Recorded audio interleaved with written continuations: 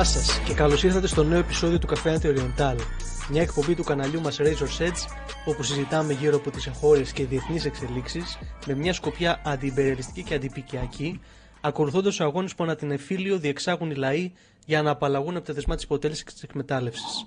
Είμαι ο Ραφαήλ. Είμαι ο Άγγελος. Είμαι ο Αλέξανδρος. Είμαι ο Νίκος. Αυτοί είμαστε σήμερα λοιπόν. Και θεματική της σημερινή μας εκπομπής είναι τα γεγονότα στην Παλαιστίνη και το πώς το Ισραήλ, το κράτος Απαρτχάι, το κράτος γενοκτόνος του Ισραήλ, συνεχίζει τη γενοκτονία με κάθε μέσο σε κάθε πεδίο στο οποίο εμπλέκεται. Θέλουμε να αγγίξουμε εξελίξεις στη Γάζα, τη Δυτική Όχθη, και λέμε να ξεκινήσουμε με τη Γάζα, γιατί έχουμε πρόσφατα σημαντική διπλωματική κινητικότητα γύρω από ένα σχέδιο αφοπλισμού της Χαμάς που περιφέρεται και επιδιώκεται πάρα πολύ και από το Ισραήλ ανέκαθεν. Αλλά πριν ακριβώς μπούμε να συζητήσουμε ακριβώς γι' αυτό, κρίνουμε ότι είναι χρήσιμο να δώσουμε ένα context για αυτή τη συζήτηση. Να θυμίσουμε ότι αυτή τη στιγμή η Γάζα τελεί υπό ένα ούτε καν φαινομενικό, δεν θα μπορούσα να το πω, ένα δίθεν καθεστώς, τελεί υπό μια ψευδεπίγραφη εκεχηρία, η οποία υπογράφηκε τον Οκτώβριο του 2025 μετά από 2 χρόνια ασύστολης γενοκτονικής εκστρατείας από το Ισραήλ εναντίον των Παλαιστινίων, ειδικά της Γάζας. Και ναι, θέλουμε να δώσουμε λίγο το context των σημερινών γεγονότων και δρόμενων και πώς έλκουν την καταγωγή τους από αυτή τη συμφωνία. Αυτή ήταν μια η λεγόμενη συμφωνία 20 σημείων που είχε προτείνει ο Τραμπ από τα τέλη Σεπτέμβρη του 2025 και κατέληξε τελικά να υπογράφεται συμφωνία από τη Χαμάς και από το Ισραήλ στο Σαρμ ελ Σέιχ της Αιγύπτου λίγες μέρες αργότερα, προς τα μέσα του Οκτώβρη. Ήταν μια συμφωνία πάρα πολύ ιδιαίτερη, βασικά ιδιαίτερη, λάθος λέξη, ήταν μια συμφωνία πάρα πολύ μονομερής, όπως ανέκαθεν οι Ηνωμένες Πολιτείες, ένα λόγο παραπάνω οι Ηνωμένες Πολιτείες υπό την καθοδήγηση του Τραμπ έχουν υπάρξει ο πιο μεροληπτικός και ακατάλληλος για το ρόλο του διαμεσολαβητής μεταξύ Παλαιστινίων και Ισραηλινών. Είναι διαβόητη η μεροληψία τους και το πώς γέρνουν πάντα υπέρ του Ισραήλ, και ενώ προσπαθούν να τοποθετηθούν ως ουδέτερο μέρος το οποίο προσπαθεί να φέρει 2 πλευρές κοντά, κάθε άλλο παρά αυτό ισχύει. Αυτή η δυναμική αποτυπώθηκε πλήρως και στην συμφωνία του Οκτώβρη, τη συμφωνία των 20 σημείων. Καταρχήν να πούμε επίσης ότι αυτή η συμφωνία συνοδεύτηκε από την ίδρυση του Συμβουλίου Ειρήνης του Τραμπ, και γι' αυτό και αν έχουμε πάρα πολλά να πούμε, με την έννοια ότι είναι ένα σώμα το οποίο έχει φιλοδοξία να παρουσιαστεί ως κάτι διεθνές, οριακά ως κάτι διάδοχο του ΟΗΕ, που εντάξει όλοι έχουμε υπόψη μας τη μεγάλη αγάπη θρέφει ο Τραμπ για τον ΟΗΕ και όλο το υπόλοιπο διεθνές σύστημα. Πρόκειται στην ουσία για ένα όργανο το οποίο έρχεται λίγο πολύ ευθέως να αντικαταστήσει, να υποσκελίσει τον ΟΗΕ, ένα όργανο το οποίο είναι τόσο τόσο ευθέως υπαγμένο στον ίδιο τον Τραμπ, το πρόσωπό του και την εξουσία του, που δεν μπορούμε να συζητήσουμε γι' αυτό με κανέναν άλλο τόνο πέρα από τον τόνο του σκανδαλώδους. Είχαν υπάρξει και πολλά κείμενα ειδικών, ειδικά αν έχετε υπόψη σας και τον Κρέγκ Μόχιμπερ, έναν πρώην στέλεχος στον ΟΗΕ που παραιτήθηκε εν μέσω της γενοκτονίας στη Γάζα λόγω της αδράνειας του οργανισμού απέναντι στην επίλυση του προβλήματος, ή μάλλον της αδυναμίας του να επιφέρει διόρθωση στην Ισραηλινή στάση. Και ναι, αυτός είχε ασκήσει πάρα πολύ εύστοχη κριτική απέναντι σε αυτό το πράγμα. Να υπενθυμίσουμε ότι κάπως ο ΟΗΕ κιόλας, τουλάχιστον στο κλιμάκιο, στο επίπεδο του Συμβουλίου Ασφαλείας, ενέκρινε οριακά την ασημαντότητά του με το να περάσει ένα ψήφισμα το οποίο εγκρίνει και αναγνωρίζει αυτό το Συμβούλιο Ειρήνης του Τραμπ. Να πούμε ότι μέσα αυτή η απόφαση πέρασε σχεδόν πανψηφή από το Συμβούλιο Ασφαλείας του ΟΗΕ, με μόνο την αποχή της Ρωσικής Ομοσπονδίας και της Λαϊκής Δημοκρατίας της Κίνας. Να πούμε ότι και η χώρα μας, που τελεί αυτή τη στιγμή ως προσωρινό μέλος του Συμβουλίου Ασφαλείας του ΟΗΕ, υπερψήφισε αυτό το επονίδιστο ψήφισμα μέσα στα πλαίσια της κλασικής μας συμπαράταξης με τα αμερικάνικα συμφέροντα. Εν πάση περιπτώσει, και για να γυρίσουμε πίσω στην συμφωνία και λέμε όλα αυτά για την Επιτροπή Ειρήνης του Τραμπ, γιατί ήταν να αποτελέσει το βασικό μοχλό ο οποίος θα έφερνε σε πέρας τους όρους της συμφωνίας που είχε υπογραφεί ανάμεσα στη Χαμάς και το Ισραήλ. Θα ήταν ο διαμεσολαβητής, ο εγγυητής, το εργαλείο μέσα από το όργανο μέσα από το οποίο θα προχωρούσε η όλη διαδικασία. Και όπως έτσι σκευρά ήταν τα θεμέλια του, έτσι, δηλαδή από την πρώτη στιγμή, έτσι και μετά στην πορεία συνέχισε. Κάποιοι βασικοί όροι αυτής της συμφωνίας ήταν ότι καταρχήν το πρώτιστο, και αυτό που αφορούσε περισσότερο το Ισραήλ, ήταν να πάρει πίσω τους εχμαλώτους του. Υπενθυμίζουμε ότι εκείνη την περίοδο, δηλαδή μέχρι τον Οκτώβριο του 2025, η Χαμάς είχε Ισραηλινούς εχμαλώτους στην κατοχή της. Συγκεκριμένα είχε 20 ζωντανούς και 28 νεκρούς, οι οποίοι είχαν χάσει τη ζωή τους εξαιτίας του ανηλεή βομβαρδισμού στον οποίο είχε υποβληθεί η λωρίδα της Γάζας για 2 χρόνια από το Ισραήλ.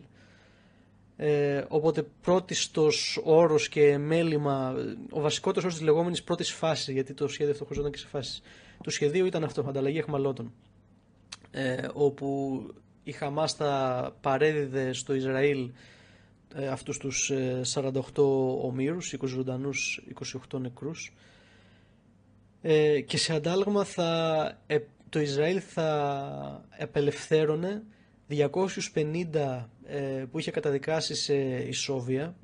Στην ουσία πρόκειται για Παλαιστίνιους πολιτικούς κρατούμενους, με πιο προεξάρχουσα και πιο γνωστή περίπτωση αυτή του Μαουράν Μπαργούτη, ενός μεγάλου και πολύ λαοφιλούς, του πιο λαοφιλούς πολιτικού ηγέτη της Παλαιστινιακής πολιτικής σκηνής, της κατά πολλούς μίας φιγούρας η οποία θα μπορούσε να συσπυρώσει γύρω της την Παλαιστινιακή αντίσταση στο Παλαιστινιακό εθνικό κίνημα, εθνικό ανεξαρτησιακό κίνημα.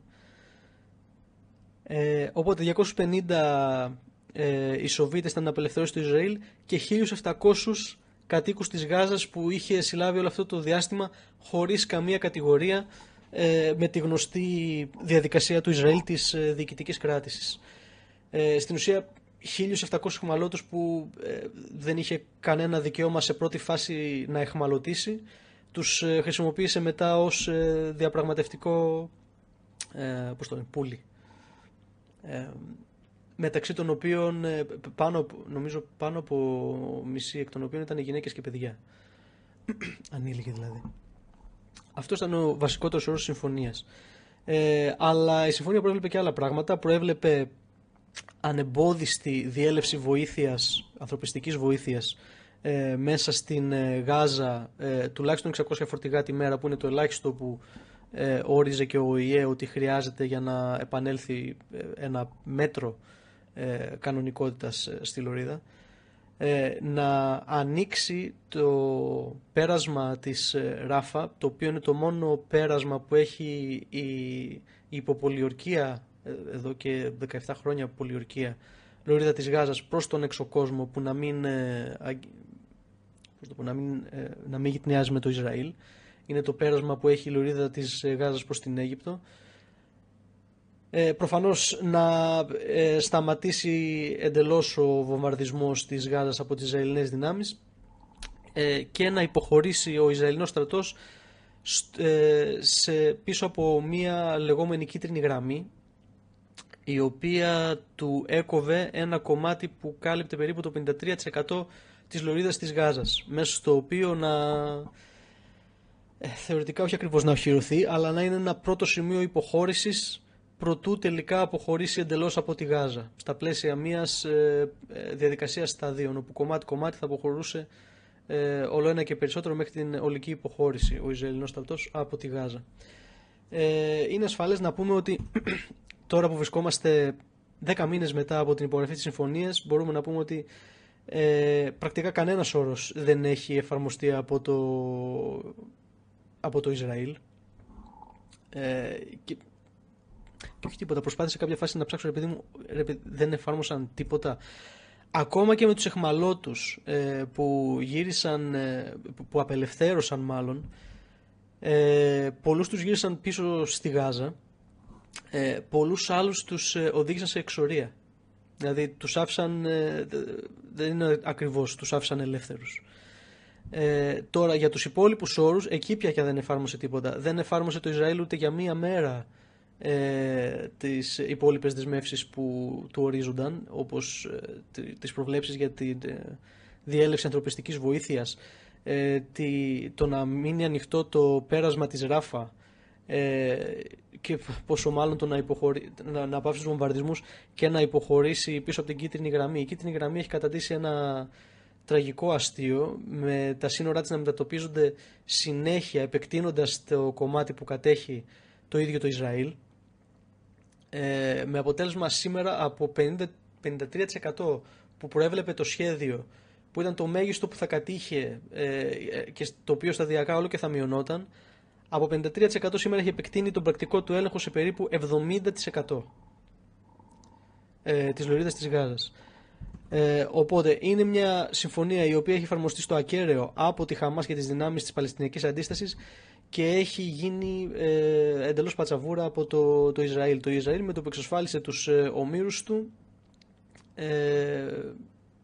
επιδόθηκε σε ένα πολύ γνωστό μοτίβο, είναι η αλήθεια, ειδικά τώρα που έχουμε ολόκληρη την Δυτική Ασία σε ανάφλεξη.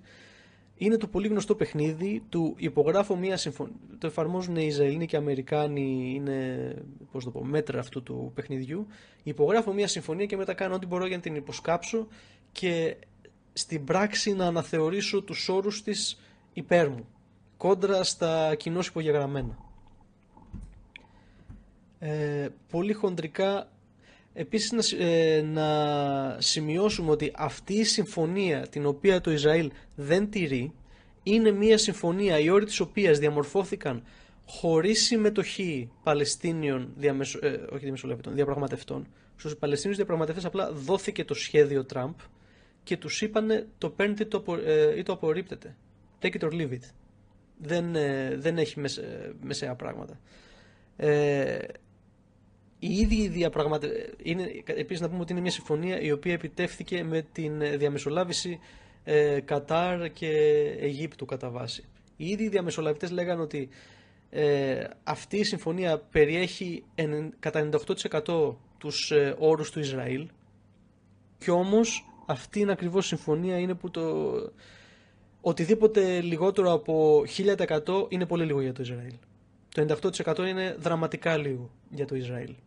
Οπότε προφανώς και πάει για τσαλαπάτημα. Αυτά ήθελα πολύ γρήγορα να θέσω ως κάποια στοιχεία context για την συζήτησή μας που θα ακολουθήσει πριν πάμε και στα επόμενα κομμάτια. Και δίνω το λόγο και στους υπόλοιπους.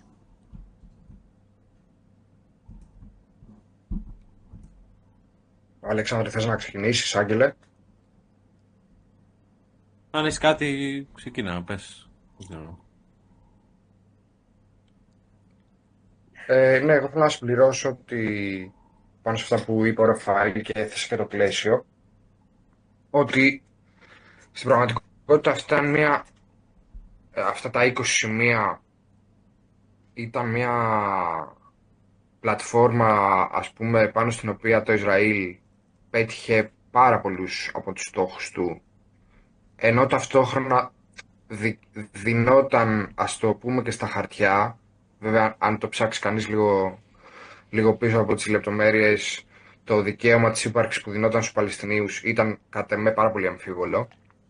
Ε, Παρόλα αυτά, σημεία, ας πούμε, όπως το 16ο, 15ο, δεν θυμάμαι ακριβώς ποιο είναι, που έλεγε ότι το Ισραήλ δεν θα επιβάλλει κατοχή, ούτε θα προσαρτά σταδιακά τμήματα, ας πούμε, της Γάζας. Φαίνεται ότι επιβεβαιώνει αυτό που είπε και ο Ραφαήλ, ότι δεν μπορούσαν να γίνουν ανεκτά από το Ισραήλ. Όχι ότι και να είχε υπογράψει μια τέτοια συμφωνία, το Ισραήλ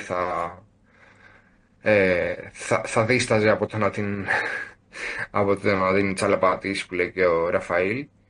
Αλλά θέλω να πω ότι είναι τόσο οργανικός ο στόχος του σιωνιστικού κράτους στην πραγματικότητα να εξαλείψει το Παλαιστινιακό λαό και την αντίστασή του, που βλέπουμε ότι και τέτοιου τύπου συμφωνίες όπως αυτή που πρότεινε ο Τραμπ ε, του φαίνονται όχι τόσο θεμιτές, τέλος πάντων, και όχι επιθυμητές γι' αυτό. Ε, το ζήτημα είναι ότι για πάρα πολλούς λόγους η Παλαιστινιακή αντίσταση δεν εγκαταλείπει την προσπάθειά της, παρότι είχε συμφωνήσει όταν υπέγραφε, ας πούμε, αυτά τα 20 σημεία, είχε συμφωνήσει στον αφοπλισμό. Αλλά αυτός ήταν ένας αφοπλισμός ο οποίος είχε κάποιες προϋποθέσεις, είχε κάποιους όρους. Όπως για παράδειγμα το που θα αποθηκευτούν και από αυτά τα όπλα και ποιοι θα έχουν την ευθύνη να τα διαχειριστούν. Και σε κάθε περίπτωση, επειδή μια πιθανή επανέναρξη συγκρούσεων, για την ακρίβεια μια πιθανή επανέναρξη του γενοκτονικού πολέμου από τις μεριάς του Ισραήλ είναι κάθε άλλο παρά απίθανη, ποιος θα ήταν αυτός που θα μπορούσε να ξανά έχει αυτή την πρόσβαση στον οπλισμό για να προστατεύσει τον Παλαιστινιακό λαό. Αυτό είναι το πλαίσιο, νομίζω, που θέλαμε να βάλουμε για το τι συμβαίνει αυτή τη στιγμή και στη Γάζα, και για αυτό που θα συζητήσουμε και σε λίγη ώρα από τώρα, για την αυξανόμενη επιθετικότητα του Ισραήλ και στη Δυτική Όχθη, όπου προσπαθεί κάπως να προσομοιώσει σιγά σιγά ένα καθεστώς λωρίδας της Γάζας και στην περιοχή. Νομίζω ότι εγώ αυτά δεν θέλω να πω κάτι άλλο για αρχή, για το πλαίσιο δηλαδή που συζητάμε, οπότε πάρτε το λόγο οι επόμενοι. Προσθέσω πολύ Ναι, συνοπτικά. εγώ ήθελα να πω. Ναι, πες, Άγγελε. Πες, Ραφαήλ, και θα. Άγγελε, sorry, Αλέξανδρε. Πες. Εγώ ήθελα να αναφερθώ στο γεγονός ότι, όπως είπαμε δηλαδή, ακόμα και τώρα είναι πολλοί από τους όρους οι οποίοι υπογράφηκαν δεν τηρούνται ούτε σε ό,τι αφορά τη βοήθεια που υποτίθεται πως πρέπει να μπαίνει στη Λωρίδα. Δηλαδή, βοήθεια η οποία απευθύνεται σε πολίτες. Πληροφοριακά δεν Δηλαδή, περνάει ούτε το 20% από αυτό που έχει υπογράψει. Αυτό θέλω να πω. Δηλαδή, αυτό δείχνει και τη στάση που είχαν, όπως είπαμε και για το σύμφωνο, δηλαδή με το MOU που είπαμε, το σύμφωνο μεταξύ Ιράν και ΗΠΑ, είναι πάλι μια παρομοίωση, είναι μια συνθήκη η οποία κατά τη γνώμη μου υπογράφηκε κακή την πίστη. Δηλαδή, σου λέει υπογράφουμε κάτι το οποίο Όντως. ξέρουμε εξ αρχής ότι δεν θα τηρήσουμε. Και το λέω αυτό κυρίως για τα σημεία τα οποία αφορούν πολίτες και όχι τα δυσκολότερα, αν θέλετε, σημεία τα οποία αφορούν την αντίσταση των Παλαιστινίων και ό,τι έχει να κάνει με στρατιωτικές επιχειρήσεις και στρατιωτικές ενέργειες. Εγώ αυτό ήθελα να τονίσω, δηλαδή, ότι δεν υπάρχει, ας πούμε, θέληση ούτε να τηρηθούν ούτε αυτά τα σημεία. Συνέχισα, Νικό. Ναι, όχι, βασικά επειδή η παρέμβασή σου μου το θύμισε, είναι και ο τρόπος συγκρότησης και το υπόβαθρο μάλλον αυτών των σημείων εντελώς προβληματικό, και φαίνεται σε μία αναφορά σου, αν την σκεφτεί κάποιος λίγο καλύτερα. Γιατί ανέφερες ότι ακόμα και όταν μιλάμε ας πούμε για την διαβίωση και για τις προβλέψεις που αφορούν ανθρωπιστικές πτυχές ας πούμε της συμφωνίας και όχι τον αφοπλισμό των οργανώσεων κτλ. Ένα από τα σημεία, αν θυμάμαι καλά, έλεγε για παράδειγμα ότι είναι ελεύθεροι όσοι έχουν όσοι πλέον δεν ζουν στη Γάζα και ζούσαν εκεί, είναι ελεύθεροι να επιστρέψουν. Αν θυμάμαι υπήρχε μια τέτοια πρόβλεψη. Αλλά αυτή η πρόβλεψη είναι παντελώς μη ρεαλιστική. Αν αναλογιστεί κανείς τι χρειάζεται για να επιστρέψει, ένας άνθρωπος που ζούσε εκεί, τι χρειάζεται για να επιστρέψει εκεί και να μπορεί να διαβιεί εκεί. Εσύ τώρα εννοείς στο βόρειο κομμάτι της Λωρίδας, όχι ξέρω εγώ άτομα της Διασποράς. Άτομα τα οποία είχαν εκτοπιστεί ξέρω εγώ νότια στη Ράφα, ότι μπορούν να επιστρέψουν στην βόρεια, στην πόλη της Γάζας. Ναι. Άνθρωποι που είχαν εκτοπιστεί. Ναι, επειδή έλεγε ότι μπορεί να επιστρέψουν. Ναι, έλεγε ότι μπορεί να επιστρέψουν στη Γάζα. Αλλά θέλω να πω, επιστρέψει σε μια περιοχή κατεστραμμένη από υποδομές. Θέλω να πω, πώς ας πούμε θα βιοποριστείς, πώς θα αναπαραχθεί όλο αυτό το κοινωνικό σύνολο. Θέλω να πω ότι αυτά, όταν μπαίνουν σε 2 ή 3 προτάσεις που περιγράφουν ένα σημείο, είναι πάρα πολύ απλό να διατυπωθούν, αλλά στην πράξη είναι πάρα πολύ δύσκολο να λάβουν σάρκα και οστά. Αυτό εννοώ. Προσθέσουμε και κάποια άλλα στοιχεία από τη συμφωνία, γιατί η αλήθεια είναι τα πιο τρανταχτά σημεία που δείχνουν πόσο σκευρωμένη ήταν η συμφωνία υπέρ του Ισραήλ, δεν τα θίξαμε τόσο. Και αυτά έχουν να κάνουν με το ότι, εντάξει, αυτό το φαντάζομαι θα πεις της συμφωνίας... το μαγικό όνομα του Τόνι Μπλερ θα πεις τώρα. Η αλήθεια είναι, δεν σκεφτόμουν αυτό. Αλλά ακόμα και αυτό, ότι δηλαδή ο Τόνι Μπλερ ήταν το όνομα που είχε πλασαριστεί να είναι επικεφαλής του Συμβουλίου Ειρήνης του Τραμπ. Ο Τόνι Μπλερ, να επιθυμίσουμε, είναι πρώην Άγγλος πρωθυπουργός, ο οποίος ήταν από τους πιο διαπρίσιους υποστηρικτές μετά τον George Bush τον νεότερο, υπέρ της αμερικανοαγγλικής τελικά επέμβασης στο Ιράκ, του καταστροφικού αυτού πολέμου που διέλυσε το Ιράκ και το κατέστησε ασφαλές μέρος που μπορούσαν να υποάσουν όλο των ειδών τα τζιχαντιστικά, σεχταριστικά στοιχεία που έδωσαν, από τα οποία μετά αναδύθηκε και το ISIS, το Ισλαμικό κράτος. Αλλά αυτό το οποίο ήθελα περισσότερο να αναφέρω τώρα ήταν το πόσο καταστροφικούς όρους γενικά και σε βραχυπρόθεσμο ορίζοντα και σε μακροπρόθεσμο ορίζοντα για τους Παλαιστίνιους περιείχε αυτή η πρόταση των 20 σημείων του Τραμπ, η οποία παρόλα αυτά να πούμε τελικά υπογράφηκε, αν και με κάποιες επιφυλάξεις από τη μεριά των Παλαιστινίων. Όριζε καταρχήν αυτό ένα πράγμα που ήδη θέσαμε, τον αφοπλισμό, αν και γενικά ήταν ένα πολύ γενικόλογο έγγραφο και άφηνε αυτό το πράγμα η διαδικασία του αφοπλισμού να καθοριστεί σε κατοπινή φάση, όχι στην λεγόμενη πρώτη φάση. Και αυτός είναι ένας όρος με τον οποίο παίζει πάρα πολύ τώρα το Ισραήλ, αλλά θα μπούμε σε αυτό αργότερα, θα το αναλύσουμε περισσότερο. Που όταν λέμε αφοπλισμό, η Γάζα δεν έχει καμία μεγάλη πολεμική βιομηχανία, ξέρω εγώ, όπως το Ισραήλ, όπως οι Ηνωμένες Πολιτείες ή κάποιος άλλος. Αυτά που βασικά υπάρχουν στη Γάζα είναι κάποιας πολύ χαμηλής δυναμικότητας ελαφρά όπλα, και τα όποια βαρέα όπλα είναι στην ουσία κάποιες, συγκριτικά με το τι έχει το Ισραήλ, πρωτόγονες ρουκέτες που και που μπορεί να εκτοξεύει η Χαμάς. Αλλά μέχρι εκεί το να απαιτείται από το Ισραήλ ο αφοπλισμός της Χαμάς και των υπόλοιπων παλαιστινιακών αντιστασιακών οργανώσεων είναι αυτό καθ' αυτό γελίο, και στην ουσία και αυτό δείχνει ότι δεν είναι καθόλου πραγματικό επιχείρημα, είναι καθόλου παρελκυστικό και εξυπηρετεί άλλους σκοπούς η επίκλησή του.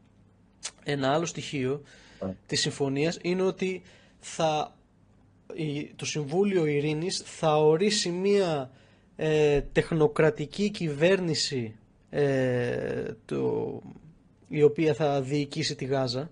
Δεν θα διοικηθεί από άτομα από μέσα, από την ίδια τη Λωρίδα, από τους ίδιους τους Παλαιστίνιους της Γάζας, θα διοικηθεί από μια κυβέρνηση εξωτερική που θα οριστεί από το Συμβούλιο Ειρήνης και με την αποδοχή του Ισραήλ βεβαίως. Και ένας άλλος, και είχε και άλλους πάλι εντελώς απερίσκεπτους και καταστροφικούς όρους, οι οποίοι πήγαιναν λίγο πολύ να δώσουν μια αρπακόλικη τελική απάντηση στο Παλαιστινιακό εθνικό ζήτημα. Συν του ότι χρησιμοποιούνταν αυτό το πλάνο για να προωθήσει ο Τραμπ τα μεγάλα φαντασμαγορικά του επενδυτικά σχέδια για να κάνει την Γάζα μια ριβιέρα, γιατί ήταν τόσο ενθουσιασμένος που είναι ανεκμετάλλευτη περιουσία δίπλα στην Μεσόγειο και θα μπορούσε να κάνει με αυτήν θαύματα. Ναι. Παρόλα αυτά... Να πούμε κάτι. Ναι. Να πούμε κάτι εδώ. Στην ουσία, εγώ νομίζω ότι είναι και το τελευταίο σχόλιο που θέλω να κάνω πάνω στο πλαίσιο που βάζουμε. Η απέτηση, αν θεωρήσουμε μάλλον ότι τέτοιου είδους συμφωνίες διακηρυκτικά υποτίθεται ότι προωθούν τη λογική των δύο κρατών, και τονίζω το υποτίθεται, πρέπει να σκεφτούμε το εξής. Δεν γίνεται ένα από τα συστατικά στοιχεία κάθε κράτους, ανεξάρτητα από τον τρόπο εθνογένεσής του, ένα από τα συστατικά του στοιχεία είναι η ύπαρξη στρατού. Ναι. Για λόγους ασφαλείας, για λόγους διαφύλαξης εθνικής ανεξαρτησίας, της εδαφικότητας κτλ. Πώς γίνεται λοιπόν να υπάρχει ένας τέτοιος όρος και να είναι άμεσα απαιτητός? Όπως είπες και εσύ πριν, ήταν και ένα πλάνο που ήταν take it or leave it, δηλαδή το παίρνετε γεια σας, ας πούμε. Πώς γίνεται λοιπόν να υπάρχει ένας τέτοιος όρος? Άρα θα υπήρχε μια Παλαιστινιακή οντότητα εκεί πέρα, την οποία υποτίθεται ότι στη Λωρίδα της Γάζας και πέρα από την κίτρινη γραμμή το Ισραήλ δεν θα διέπρεπε καμία έκνομη ενέργεια ή καμία ενέργεια που θα παραβίαζε το διεθνές δίκαιο, χωρίς να υπάρχει στρατός, χωρίς να υπάρχει οργανωμένο οπλισμένο στρατός. Αυτό είναι το Ισραηλινό όνειρο. Οι Παλαιστίνοι να έχουν ένα βαθμό αυτονομία στην καλύτερη, ούτε κατά διάνοια λόγος για κράτος.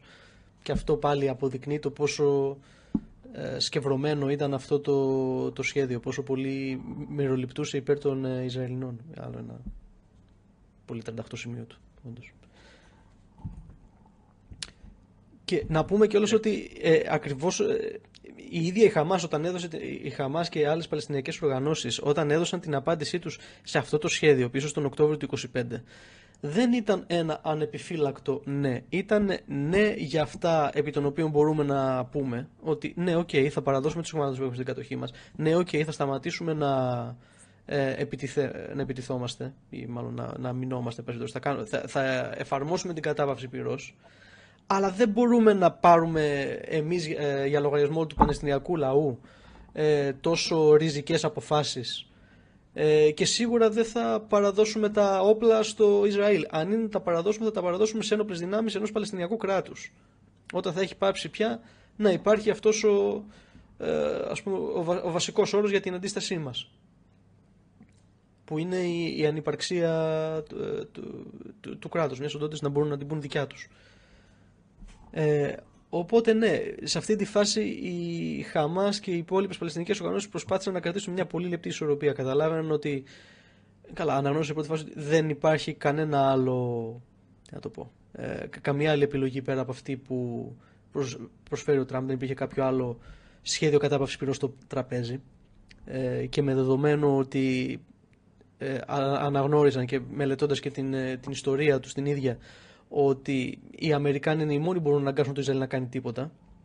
Οπότε ήλπιζαν ότι μέσα από μια συμφωνία με την Αμερική, με εγγυητή την Αμερική, θα μπορούσαν να έχουν έστω κάποια βασικά πράγματα. Στην ουσία έκαναν μια πολύ υψηλού ρίσκου επιλογή. Να εμπιστευτούν τους Αμερικάνους για να κρατήσουν τους Ισραηλινούς υπόλογους και εντός της συμφωνίας. Εντάξει, ήταν μια επιλογή που δεν ήταν επιλογή στην ουσία. Δεν είχαν ακριβώς εναλλακτική. Όταν η εναλλακτική ήταν συνεχίζουμε να σκοτώνουμε κάθε μέρα 70 με 100 άτομα στη Γάζα. Δηλαδή είχαν γίνει εκρηκτικές, είχε γίνει, όχι απλά εκρηκτική, παντελώς ανυπόφορη η κατάσταση. Οπότε δεν είχαν επιλογή πέρα από το να δώσουν την συμφωνία τους. Αλλά παρόλα αυτά επιφυλάχτηκαν για τα υπόλοιπα κομμάτια. Και τα υπόλοιπα κομμάτια είναι που τώρα έρχεται το Ισραήλ να προσπαθήσει να τα αναθεωρήσει υπέρ του. Από όταν υπογράφηκε η συμφωνία μέχρι σήμερα, το Ισραήλ προφανώς και δεν έχει σταματήσει να βομβαρδίζει. Έχει σκοτώσει πάνω από 1.250 Παλαιστίνιους μέχρι σήμερα. Χώρια από όσους άλλους έχει τραυματίσει. Μιλάμε ότι το Ισραήλ εν μέσω εκεχηρίας, που ξανά έχει τηρηθεί απαρέγκλητα από τις Παλαιστινιακές οργανώσεις, εν μέσω λοιπόν μιας μονόπλευρης εκεχηρίας έχει σκοτώσει περισσότερους Παλαιστίνιους από όσους Ισραηλινούς είχαν πεθάνει κατά την επιχείρηση της Χαμάς την 7η Οκτώβρη του 2023.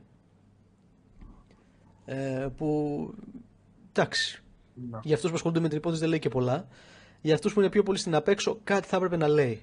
Για αυτούς που ακόμα προσπαθούν να δουν πράγματα, όχι ακριβώς από μια Ισραηλινή σκοπιά, προσπαθούν να υπερασπιστούν μια Ισραηλινή θέση γύρω από το ζήτημα. Και έρχεται το Ισραήλ, μην έχοντας στηρίσει κανέναν πρακτικά όρο της συμφωνίας που υπέγραψε, σήμερα να απαιτεί ότι αν δεν υπάρξει άμεσα και τώρα, πριν ακόμα αποχωρήσει τους στρατιωτικές δυνάμεις στο πληρίδιο της Γάζας, αν δεν υπάρξει άμεση αποστρατιωτικοποίηση και αφοπλισμός, παντελής αφοπλισμός, που να υπενθυμίσουμε ότι είναι κάτι που δεν το προέβλεπε η αρχική συμφωνία που υπογράφτηκε υπό την αιγίδα του Τραμπ. Αυτή δεν προέβλεπε ολικό αφοπλισμό και η Χαμάς και οι υπόλοιπες παλαιστινιακές οργανώσεις δεν συμφώνησαν ποτέ σε ολικό αφοπλισμό. Γινόταν λόγος για υποόρους αφοπλισμό των βαρέων όπλων. Αλλά εντάξει, το Ισραήλ προσπαθεί να αναθεωρήσει αυτό το κομμάτι, σπρώχνοντας τον ολικό αφοπλισμό. Δηλαδή ακόμα και ελαφρών όπλων, ακόμα και τα πιστόλια που έχουν στην κατοχή τους, όχι μόνο οι Παλαιστίνοι που είναι στις Παλαιστινιακές Αντιστασιακές Οργανώσεις, και οι απλοί πολίτες, για να προστατευτούν. Γιατί αξίζει και αυτό να το σημειώσουμε, ότι το Ισραήλ μέσα στη Γάζα έχει χρηματοδοτήσει και εξοπλίσει συμμορίες, όπως την πολύ γνωστή συμμορία του Γιάσερ Αμπού Σαμπάμπ, ο οποίος πέθανε πριν κάποιους μήνες μέσα σε συγκρούσεις. Αυτές οι συμμορίες είναι τοποθετημένες και υποστηρίζονται από το Ισραήλ για να βάλουν εναντίον των ίδιων των Παλαιστινίων και της Παλαιστινιακής αντίστασης. Αυτές είναι που έχουν υφαρπάξει πάρα πολύ μεγάλο μέρος της ανθρωπιστικής βοήθειας που έχει περάσει στη Γάζα και προσπαθούν να το κλέβουν στην ουσία και το πουλάνε μετά στην μαύρη αγορά σε απίστευτα υψηλές τιμές για τους Παλαιστίνιους. Επίσης κρατάνε ομήρους, προβαίνουν σε κακοποιήσεις και βάλουν ευθέως εναντίον των Παλαιστινιακών Αντιστασιακών Οργανώσεων. Μέσα σε αυτό το πλαίσιο, ενώ κυκλοφορούν αυτές οι συμμορήτικες προδοτικές ομάδες, το Ισραήλ απαιτεί τον πλήρη αφοπλισμό, ακόμα και να αποσυρθεί ακόμα και το πιο μικρό πιστόλι. Και όπως είπαμε και πιο πριν, είναι ξεκάθαρο ότι δεν έχει τόσο μεγάλη πρακτική σημασία να πετύχει το Ισραήλ αυτό που ζητάει. Δηλαδή δεν απειλείται το Ισραήλ από τα πιστόλια που έχουν στην κατοχή τους οι Παλαιστίνοι. Το θέλει αυτό ως μία ένδειξη απόλυτης υπεροχής. Θέλει μέσα από τη διπλωματική πίεση ή την εντός αγωγικών διπλωματική πίεση να πετύχει όσο του στάθηκε αδύνατο να πετύχει μετά από 2 χρόνια γενοκτονικής εκστρατείας. Δηλαδή δεν κατάφερε να λυγίσει να νικήσει την Παλαιστινιακή αντίσταση κάνοντας όλα αυτά τα εγκλήματα τα οποία έκανε και προσπαθεί να το περάσει έτσι. σφίγγοντας τη ζώνη γύρω από το λαιμό τους. Ραφαήλ, εγώ ένα σχόλιο θα ήθελα να κάνω σε σχέση με αυτό που είπες πριν, ότι για τη χρηματοδότηση ομάδων από το Ισραήλ μέσα στο ίδιο το Παλαιστινιακό κράτος, αν θέλεις. Νομίζω, αν δεν κάνω λάθος, οι Ισραηλοί χρηματοδοτούσαν μέσω του Κατάρ πάλι οργανώσεις, ούτως ώστε να μην υπάρχει ομοφωνία, ας πούμε. Δεν θυμάμαι ακριβώς ποιες ήταν αυτό, αυτό που προσπάθησα να θυμηθώ. Νομίζω ότι αναφέρεσαι... Ήταν μέσω του Κατάρ, πάντως, είμαι σίγουρος γι' αυτό. Το Κατάρ δεν παίζει ρόλο, από όσο τουλάχιστον εγώ γνωρίζω, στη χρηματοδότηση των συμμορητικών ομάδων που κυκλοφορούν αυτή τη στιγμή στη Γάζα. Νομίζω ότι αναφέρεσαι σε κάτι πιο ιστορικό, το ότι μια από τις πηγές χρηματοδότησης παλαιστινιακών ισλαμιστικών οργανώσεων όπως της Χαμάς είναι κράτη όπως καλά όχι ακριβώς κράτη και ιδιωτικοί παράγοντες κατά βάση από το Κατάρ, και είναι ένα πράγμα που κυκλοφορεί ευρέως, το ότι το Ισραήλ χρηματοδότησε οργανώσεις όπως τη Χαμάς, και πολλοί το συγκεντρώνουν ακριβώς και όλα στη Χαμάς, για να πλήξει το παλαιστινιακό εθνικό κίνημα, που όταν τώρα πιο πολύ αυτά την περίοδο της δεκαετίας του 70 και του 80 που μεσορανούσαν η Φατάχ και το PLO, η οργάνωση για την απελευθέρωση της Παλαιστίνης.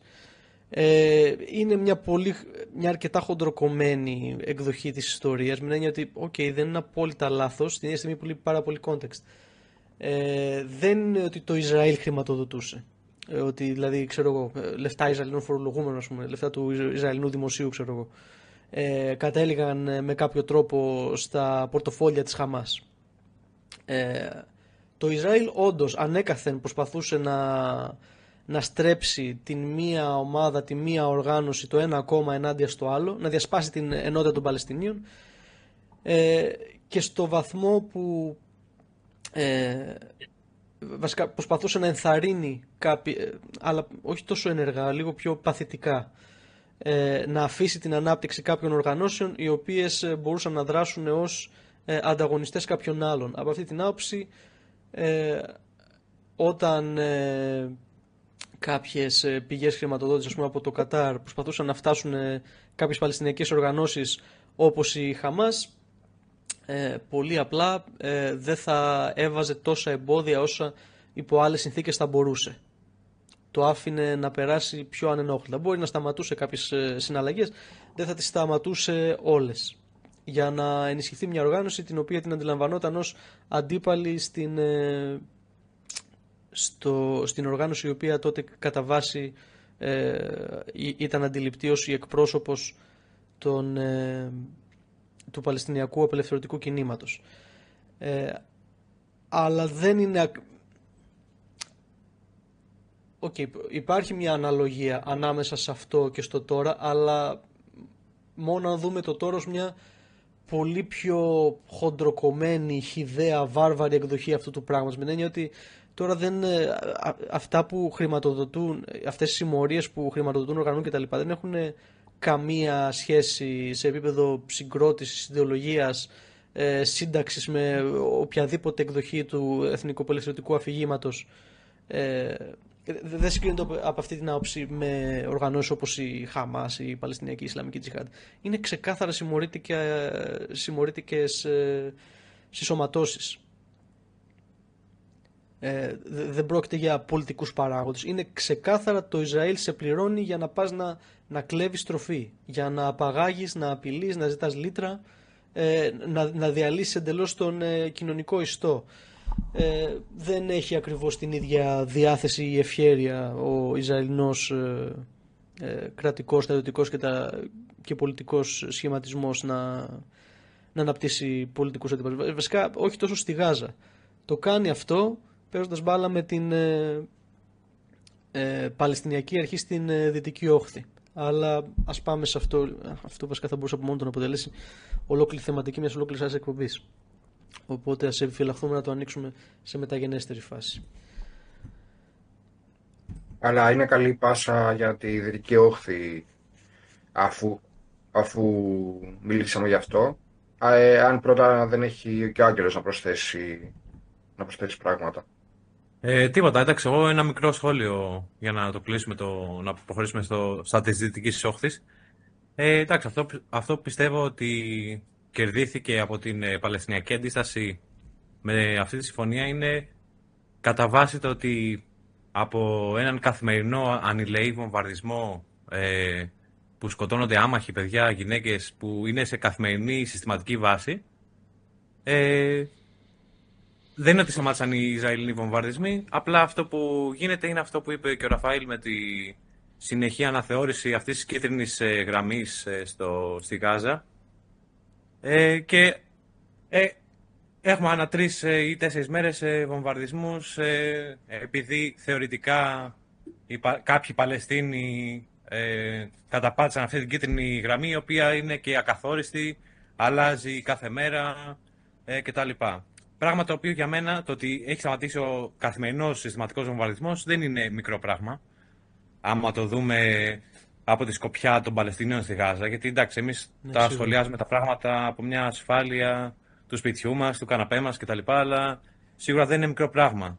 Τώρα βέβαια αυτό δεν σημαίνει ότι η διαδικασία αυτή γι' αυτό μιλάμε και για γενοκτονία και για εθνοκάθαρση. Η διαδικασία αυτή είναι με μικρότερη ένταση, αλλά παρόλα αυτά συνεχίζεται.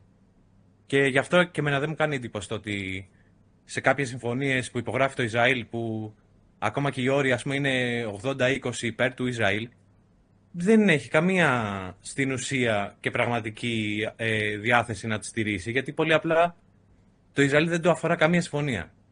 Ο στρατηγικός στόχος του Ισραήλ είναι να εξαφανιστεί και ο τελευταίος Παλαιστίνιος, έτσι τουλάχιστον το βλέπω εγώ. Γι' αυτό ξαναλέμε και ξαναλέμε για γενοκτονία κτλ. Να εξαφανιστεί και ο λαός αυτός που υπάρχει στην επικρατεία του Ισραήλ εντός εισαγωγικών. Είτε στο Λίβανο να κατέχει εδάφη, είτε να μην υπάρχει καμία άλλη δύναμη κρατική ή μη στην περιοχή, η οποία δυνητικά μπορεί να πλήξει τα συμφέροντα του Ισραήλ. Εγώ γι' αυτό δεν είναι. Και οι συμφωνίες αυτές που υπογράφει είναι είτε για δημόσια κατανάλωση, είτε για να φτιασιδώσει κάπως την εικόνα του στη διεθνή κοινότητα, είτε για μικροτακτικισμούς, για να έχει όσο δυνατόν καλύτερες σχέσεις με τη ΣΥΠΑ, με την Ευρώπη και τέτοια πράγματα. Δηλαδή γι' αυτό υπογράφει και όλες αυτές τις συμφωνίες. Ξεκάθαρα για το φαίνεστε, ας πούμε. Αυτό το μικρό σχόλιο ήθελα να κάνω. Να κάνω κι εγώ ένα σχόλιο σε ό,τι αφορά το Συμβούλιο της Ειρήνης που είπαμε επί Τραμπ. Μια άλλη πληροφορία που ίσως είναι χρήσιμη είναι η εξής. Νομίζω για να πάρεις μέρος στο συμβούλιο αυτό έπρεπε να υπήρχε ένας όρος ο οποίος έλεγε ότι πρέπει να προσφέρεις 1 δισεκατομμύριο, το οποίο αυτό προσφέρεται σε ένα κοινό ταμείο, το οποίο θα διατεθεί για έργα τα οποία θα γίνουν στη Γάζα. Διάβασα σε μια είδηση ότι νομίζω δεν έχει μαζευτεί σχεδόν κανένα ποσό ή ένα πολύ μικρό ποσό, ένα ελάχιστο από αυτό που λέγανε οι ίδιοι όροι της, ας πούμε, οι όροι οι οποίοι υπάρχουν για τη συμμετοχή των χωρών στο ίδιο το Συμβούλιο Ειρήνης, από το οποίο προέκυψε και η συμφωνία των 20 ημερών που είπαμε. Δηλαδή, ακόμα και αυτή είναι μια ένδειξη της αποτυχίας, κατά τη δικιά μου γνώμη τουλάχιστον, της κίνησης αυτής, του Συμβουλίου Ειρήνης, ας πούμε. Γιατί νομίζω ρεαλιστικά και οι περισσότεροι από τους όρους που έχουν, ας πούμε, αναφέρονται τα περισσότερα από τα 20 σημεία στα οποία έγινε αναφορά, νομίζω πως δεν είναι και ρεαλιστικά εν τέλει. Αυτό ήθελα να πω. Ναι, όντως δεν είναι. Συμφωνώ πολύ. Βασικά να πω πρώτα για αυτά που είπε ο Αλέξανδρος. Από όσο ξέρω κι εγώ, έτσι είναι τα πράγματα, δίκιο έχεις. Δηλαδή, όντως υπήρχε αυτός ο όρος ότι για να γίνεις μόνιμο μέλος του Συμβουλίου Ειρήνης του Τραμπ πρέπει να καταθέσεις 1 δισεκατομμύριο. Ήταν ήδη προβληματική η ίδρυση αυτού του διεθνούς σώματος, ότι στο καλό το αποκαλέσουμε. Ήταν ήδη δύσκολο να δικαιολογήσεις τη συμμετοχή σου σε αυτό. έγινε ακόμα πιο δύσκολο, αν όχι και πρακτικά αδύνατο, να στηριχθεί αυτή η επιλογή μιας τάδε χώρας να ενταχθεί σε αυτό το συμβούλιο. Και μετά τον πόλεμο που ξεκίνησε, μην ξεχνάμε ότι λίγους μήνες μετά από την συμφωνία των 20 σημείων που λέμε του Τραμπ, ξεκίνησε ο Αμερικανο-Ισραηλινός πόλεμος εναντίον του Ιράν. Πολύ λίγους μήνες μετά. Οπότε εκεί πια και αν έγινε πολύ δύσκολο να μπει σε ένα συμβούλιο ειρήνης του Τραμπ, ο οποίος Τραμπ είχε ξεκινήσει έναν αδικαιολόγητο κόντρα σε κάθε έννοια διεθνούς δικαίου πόλεμο εναντίον του Ιράν. Όλα αυτά οδήγησαν σε ένα σχετικό βάλτομα της πρωτοβουλίας, όπως και επίσης και σε κάποια υποχώρηση της όποιας διπλωματικής δραστηριότητας γύρω από την εκεχηρία Χαμάς-Ισραήλ. Δηλαδή για τους επόμενους μήνες, ειδικά με τον πόλεμο του Ιράν να είναι σε εξέλιξη, όλοι και ακόμα και τα βασικά, να το πω αλλιώς, ένα βασικό σημείο είναι ότι τα κράτη που υπηρετούσαν ως διαμεσολαβητές, κατά βάση Αίγυπτος, Κατάρ, Τουρκία, στράφηκε η προσοχή τους πολύ περισσότερο προς το μέτωπο του Ιράν. Ας πούμε, αποτραβήχτηκαν διπλωματικοί πόροι, ας το πούμε, από την όλη διαδικασία γύρω από τη Γάζα. Και συμφωνώ απόλυτα και με αυτό που είπε ο Άγγελος, ότι ναι, καμιά συμφωνία δεν είναι αρκετά καλή για το Ισραήλ, και όχι απλά άμα έχει 80% ωφέλιμους όρους για το Ισραήλ. Εδώ μιλάμε για 98% ωφέλιμους όρους. Ότι κατά 98% ενσωματώνει τους όρους που έθετε το ίδιο το Ισραήλ. Αλλά καμία συμφωνία δεν μπορεί να γίνει αποδεκτή, γιατί πολύ απλά δεν είναι ο ρόλος του Ισραήλ να αποδέχεται συμφωνίες.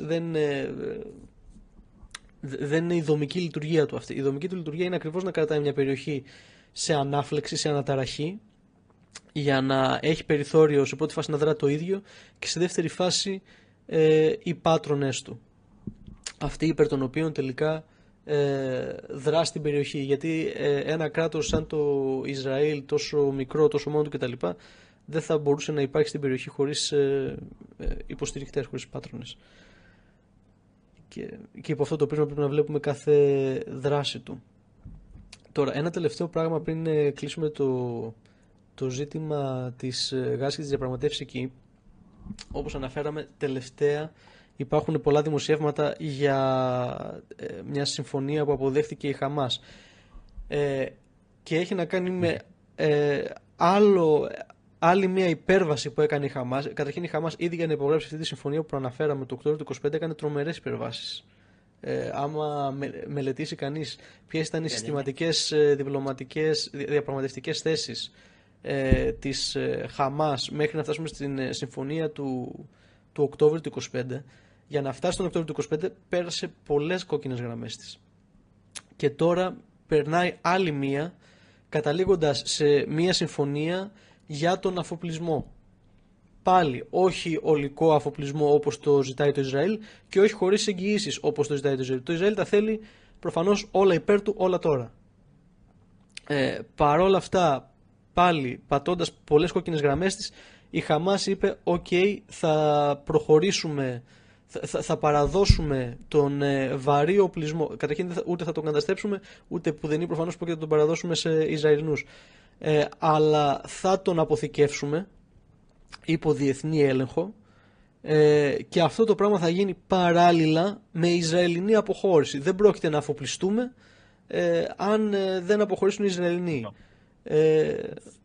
Που είναι μια σημαντική παραχώρηση που έκανε η Χαμάς και η οποία κατέστησε εφικτή αυτή τη συμφωνία. Το Ισραήλ προφανώς δεν έχει καμία διάθεση για αυτό το πράγμα. Λέει ότι δεν βρίσκει τους ελάχιστους όρους ασφαλείας, δεν συμφωνεί με τους όρους ασφαλείας του. Παραβιάζει την ασφαλειά του μια τέτοια συμφωνία, γιατί προφανώς αν ένα πράγμα παραβίαση του υπάρχει σε όλο τον κόσμο είναι η ασφάλεια του Ισραήλ. Όλα τα άλλα είναι δεύτερα. Να κάνω ένα σχόλιο σε αυτό.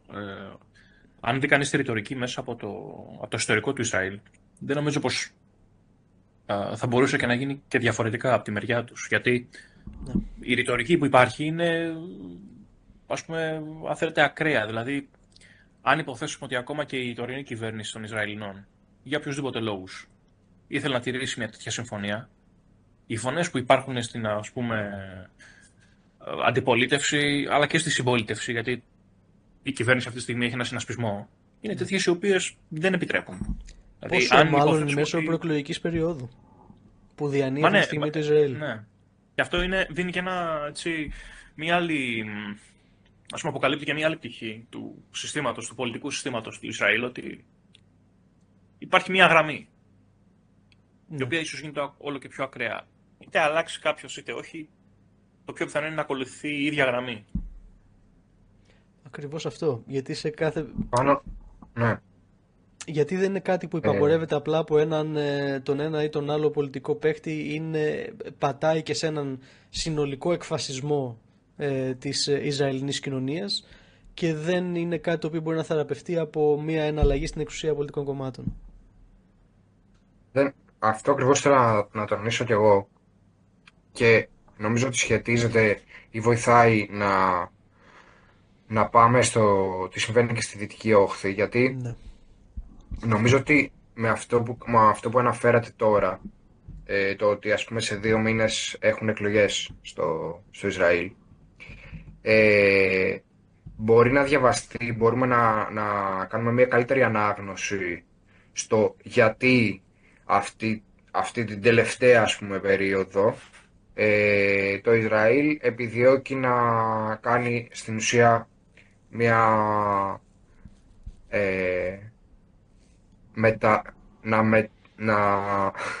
να κάνει μια μετενσάρκωση, ας πούμε, της Γάζας στη Δυτική Όχθη ως προς τα logistics, ως προς τους στόχους του και ως προς τα επιδιωγόμενα αποτελέσματα. Και αυτό θέλουν να το κάνουν γιατί προφανώς οι αντίπαλες πολιτικές δυνάμεις εντός του Ισραήλ δεν διαφέρουν ως προς το επιδιωκόμενο αποτέλεσμα, ως προς το στόχο. Αλλά αγωνίζονται ως προς το ποιος θα τον επιτύχει καλύτερα, γρηγορότερα, με τις λιγότερες δυνατές ανθρώπινες απώλειες και χωρίς να τρωθεί στο απόλυτο η διεθνής εικόνα του Ισραήλ. Δηλαδή η αντιμετώπιση που θα έχει, ας πούμε, σε διεθνείς οργανισμούς, σε διεθνή φόρα κτλ. Δηλαδή ο πολιτικός ανταγωνισμός έχει να κάνει με αυτό. Και αυτό το σχόλιο που έκανε ο Αλέξανδρος προλίγου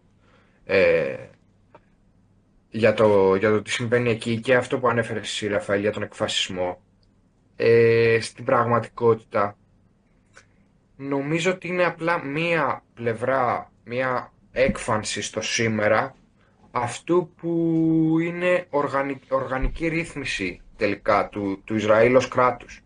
Ναι, συμφωνώ. Δηλαδή το μεγάλο Ισραήλ δεν είναι μία πρόσκαιρη επιδίωξη της ακροδεξιάς κυβέρνησης Νετανιάχου, που ακούω πάρα πολύ συχνά και αυτόν τον όρο στην Ελλάδα, ας πούμε, και υποτίθεται από ριζοσπαστικές, ας πούμε, φωνές και προοδευτικούς κτλ.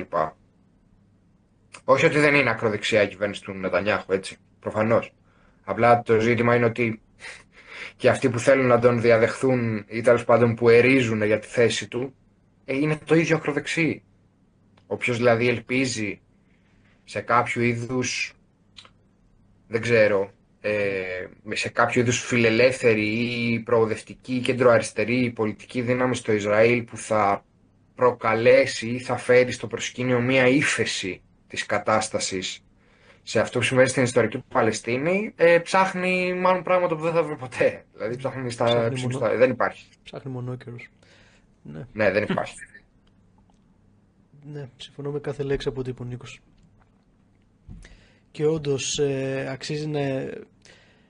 Κοιτάζοντας κανείς τα γεγονότα στην Δυτική Όχθη, είναι τρομερά αποκαλυπτικά, γιατί πάλι για τους παροικούντες στην Ιερουσαλήμ, μεταφορικά και χειρολογικά, για όσους ασχολούνται με το θέμα, εν πάση περιπτώσει, δεν χρειάζονται πολλά πράγματα για να πιστούν. Γνωρίζουν τι γίνεται. Αλλά για όσους πείθονται και παίρνουν σοβαρά την Ισραηλινή προπαγάνδα που σου λέει ότι όλα αυτά στη Γάζα τα τρομερά, που εντάξει, αυτοί δεν σου λένε ότι είναι και τόσο τρομερά, τέλος πάντων, τα κάνουμε επειδή μας επιτέθηκαν και έχουμε ζητήματα ασφαλείας. Πας στη Δυτική Όχθη και ξαφνικά όλα αυτά τα επιχειρήματα έρονται. Δεν υπάρχει εκεί πέρα. Βασικά εκεί πέρα υπάρχει ένα καθεστώς το οποίο είναι καθόλου φίλιο, εντελώς υποταγμένο σε αυτούς. Η Δυτική Όχθη τελεί υπό τον μερικό έλεγχο, ανάλογα το ποιο σημείο θα κοιτάξουμε, της Παλαιστινιακής Αρχής, που είναι στην τρέχουσα φάση της ειδικά ένα απόλυτα υποταγμένο υποχείριο των Ισραηλινών.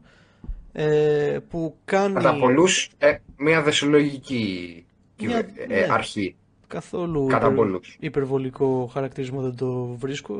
Νομίζω ότι και οι ίδιοι οι Παλαιστίνοι το αποδέχονται στην μεγάλη της πλειοψηφία. Αλλά άμα δούμε τι έχει γίνει εκεί πέρα τα τελευταία χρόνια, θα αναφέρω πολύ χαρακτηριστικά κάποια χτυπητά νούμερα.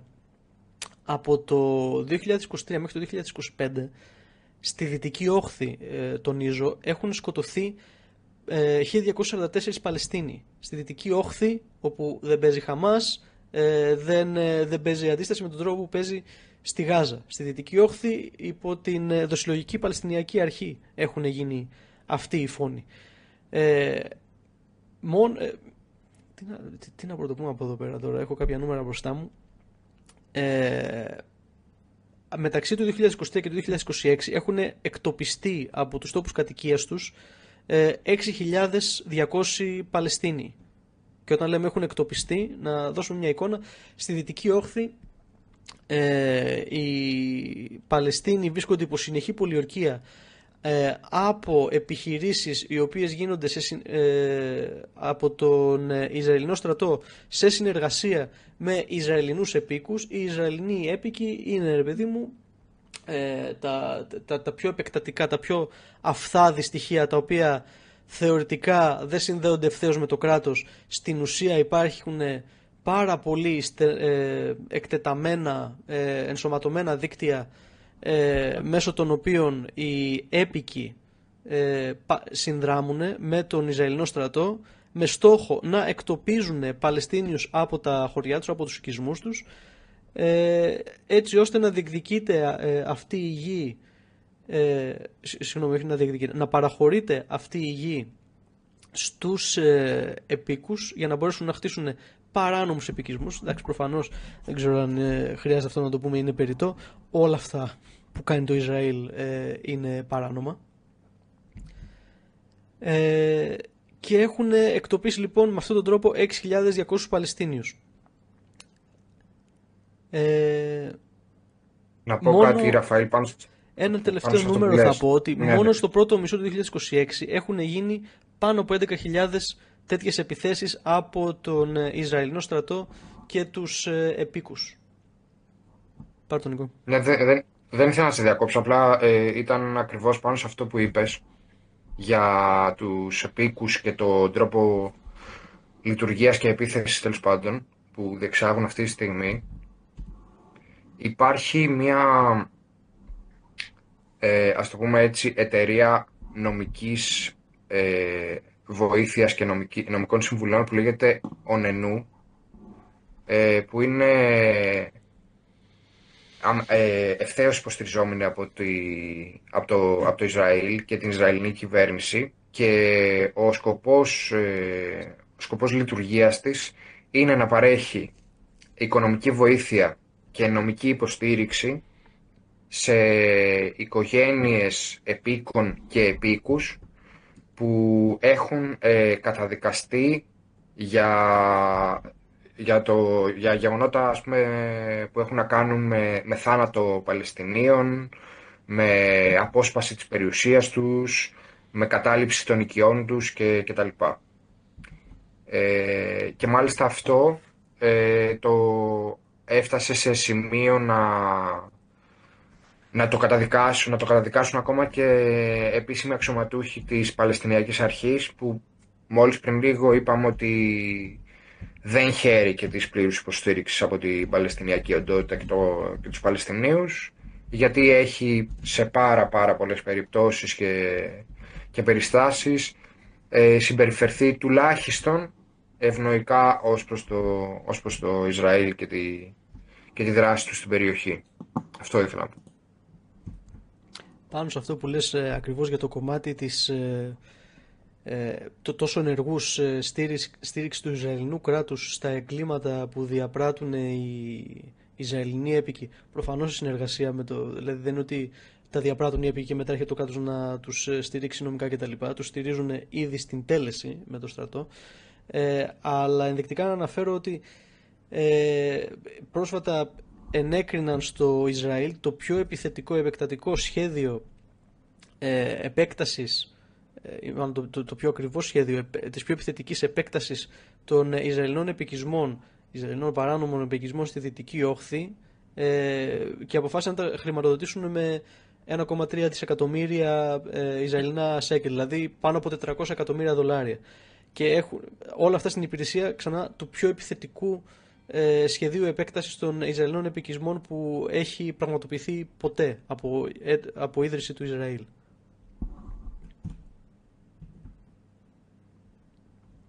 Ναι, έτσι ακριβώς είναι τα πράγματα, και νομίζω ότι δικαιολογείται μετά, ή μάλλον εξηγείται και ερμηνεύεται καλύτερα, και το γιατί, για παράδειγμα, στη Βόρεια Δυτική Όχθη έγιναν στρατιωτικές επιχειρήσεις που εκένωσαν στρατόπεδα που έχουν δημιουργήσει τα Ηνωμένα Έθνη για να προστατεύσουν Παλαιστίνιους Καταβλισμούς προσφύγων, νομίζω εννοείς. Ναι, καταβλισμούς προσφύγων. Και εκτόπισαν πάλι δεκάδες χιλιάδες ανθρώπους από αυτούς τους καταβλισμούς. Βασισμένο μάλιστα, ενέργειες που ήταν βασισμένες μάλιστα σε σχετικό νομοσχέδιο που ψηφίστηκε στην Ουάσιγκτον πρόσφατα, έτσι. Και έδωσε, θέλω να πω, το νομικό έρισμα και το πολιτικό OK για να συμβεί μια τέτοια ενέργεια. Δηλαδή μια εκστρατεία που δεν συμβαίνει, δεν έρχεται από τον ουρανό, δεν είναι κενή, ας πούμε, πλαισίου και υποβάθρου. Ναι. Έχει ένα νήμα από πίσω σε αυτό που προσπαθώ να πω. Είναι ακριβώς τέτοιος ο βαθμός της επεκτατικότητας, της επιθετικότητας των επιχειρήσεων του Ισραηλινού κράτους πλέον, είτε έχει να κάνει με τη Γάζα, είτε έχει να κάνει με τη Δυτική Όχθη, που συγκεκριμένα με τη Δυτική Όχθη έχει τρομάξει και μεγάλο μέρος του Ισραηλινού κατεστημένου. Υπήρξε πρόσφατα μια επιστολή από πάνω από 600 άτομα, τα οποία προέρχονταν, ήταν πρώην στρατιωτικοί, πρώην δούλευαν στον τομέα των υπηρεσιών, αστυνομία, διπλωμάτες κτλ. Έστειλαν επιστολή στον Τραμπ που τον προειδοποιούσαν ότι άμα προχωρήσουν τα τρέχοντα σχέδια της Ισραηλινής κυβέρνησης, κινδυνεύουμε με κάτι πολύ χειρότερο από την 7η Οκτώβρη του 2023, δηλαδή την επίθεση που έκανε η Χαμάς την 7η Οκτώβρη του 2023, την επιχείρηση. Κινείται τόσο γρήγορα, είναι τέτοιο το αδιέξοδο του όλου του σιωνιστικού εγχειρήματος σε αυτό το στάδιο ανάπτυξής του, το εντελώς παρικμασμένο στάδιο ανάπτυξής του, που όπως είπε και ο Νίκος, δεν είναι ένα πρόσφατο χαρακτηριστικό η επιθετικότητά του, η επεκτατικότητά του. Την ίδια στιγμή που για μένα έχει μια σημασία ότι αν, ας πούμε, τη δεκαετία του 80, του 90, περισσότερο του 90, μπορούσε να διανοηθεί, όχι το να μην είναι επεκτατικό, αλλά να είναι επεκτατικό με άλλο τρόπο. Να μην είναι ίσως τόσο στρατιωτικά επεκτατικό, να παίξει πιο πολύ με τα εργαλεία του νεοφιλελευθερισμού για να επεκτείνει την επιρροή του στην περιοχή, που ήταν και τα κίνητρα που το όθησαν στο να υπογράψει τις συμφωνίες του Όσλο, και ήταν στόχος κάποιων Ισραηλινών ηγεσιών. Πλέον αυτά τα πράγματα δεν υπάρχουν. Δεν υπάρχουν για την Αμερική, δεν υπάρχουν ούτε για το Ισραήλ. Ο νεοφιλελευθερισμός είναι ένα δόγμα που έχει καταρρεύσει εντελώς. Αυτό που επικρατεί στην τρέχουσα φάση είναι η γυμνή ισχύς. Μπορούμε να πούμε ότι πρώτος διδάξης σε αυτό το τομέα είναι η ίδια η Αμερική, και πόσο μάλλον η Αμερική του Τραμπ. Αλλά εμένα η γνώμη μου είναι ότι δεν είναι Sony και ντε πρώτος διδάξης. Νομίζω ότι ανέκαθεν το Ισραήλ ήταν μια εφεδρεία κατά μία έννοια, πάντα κρατούσε ανοιχτή αυτή την πόρτα για τον ιμπεριαλισμό να πάρει αυτή την πιο επιθετική του μορφή. Και όταν οι άλλες εναλλακτικές στρατηγικές που είχε για να εκδιπλώσει την κυριαρχία του έπαυσαν πια να εξυπηρετούν αυτόν τον σκοπό, να αναπαράγουν και να επεκτείνουν την κυριαρχία του, ξαναθυμήθηκε αυτά τα εργαλεία, αυτή τη στρατηγική που πάντα του ψέλιζε στο αυτή, του γκάριζε στο αυτή το Ισραήλ. Νομίζω ότι είναι ένα υβριδικό project το Ισραήλ. Δεν θέλω να σε διακόψω, αλλά νομίζω ότι θέλω να πω ότι αν μπορούσε κάποιος να πει ότι τη δεκαετία του 50 ή του 60 με τα πολεμικά ένας από τους βασικούς στόχους της αμερικανικής ηγεμονίας είναι να υπάρχει εκεί το Ισραήλ για να εμποδίζει, ας πούμε, μια λογική παναραβισμού με όποια δυσκολία και αρνητική επίπτωση θα σήμαινε αυτό στα συμφέροντα των ΗΠΑ στην περιοχή, αυτό σταδιακά μεταμορφώθηκε ή για να το πω αλλιώς απέκτησε κι άλλα. Ήταν σαν ένα χταπόδι που διαρκώς, ας πούμε, αποκτούσε κι άλλα πόδια. Γινόταν ένα τερατόμορφο πράγμα, τέλος πάντων. Και έχει να κάνει με το ότι από αυτό το στάδιο πλέον έχουμε περάσει σε αυτό που περιγράφει ο Ραφαήλ ως επιθετικό ιμπεριαλισμό, και το Ισραήλ ασκεί επιθετικό ιμπεριαλισμό και για τον εαυτό του αλλά και για λογαριασμό των ΗΠΑ στην περιοχή, ακριβώς για να εγκλωβίζει δυνάμεις. Για παράδειγμα, δεν είναι τυχαίο ότι όλες οι χώρες, τα Εμιράτα, η Σαουδική Αραβία, το Ντουμπάι, είναι χώρες που έχουν παράσχει υποστήριξη στις Ηνωμένες Πολιτείες με ποικίλες μορφές. Και οικονομικά και εμπορικά και στο κομμάτι των επενδύσεων και στο κομμάτι της αγοράς ομολόγων. Θέλω να πω ότι αν τέτοιες χώρες ή αν οι υπόλοιπες χώρες στην περιοχή είχαν στραφεί αλλού γεωπολιτικά, ίσως η ήδη μειωμένη δύναμη του αμερικάνικου υπεριαλισμού, η μειωμένη ισχύς, αλλά καθόλου μειωμένη επιθετικότητα, αλλά η ήδη μειωμένη του ισχύς μπορεί να έχει ξεκινήσει πολύ νωρίτερα. Αυτό θέλω να πω. True. Ένα σχόλιο που μου ήρθε στο μυαλό με βάση αυτά που έλεγες, Νίκο, πιο πριν, ότι το Ισραήλ στην ουσία βαίνει σε μια κατεύθυνση, ας πούμε, ομογενοποίηση των τακτικών του. Δηλαδή αυτά που κάνει στη Γάζα θα πιάσει να τα κάνει και στη Δυτική Όχθη. Και έχεις δίκιο με την έννοια ότι, εντάξει, την ίδια στιγμή που εμφανώς δεν είναι ολόιδιες οι τακτικές, δηλαδή δεν κάνει ακριβώς στη Δυτική Όχθη όσο κάνει στη Γάζα, δεν έχει κάνει τέτοια εκστρατεία βομβαρδισμών στη Δυτική Όχθη όπως έχει κάνει στη Γάζα. Επίσης, δεν έχουν καμία σχέση και η Δυτική Όχθη με τη Γάζα. Η Δυτική Όχθη είναι μια πιο ανοιχτή περιοχή με εξοχή διάφορα, δεν είναι απλά μια πασπωμένη πόλη όπως είναι η Γάζα. Οπότε έτσι κι αλλιώς καλύτερα να χρησιμοποιήσει διαφορετικές τεχνικές. Αλλά αυτό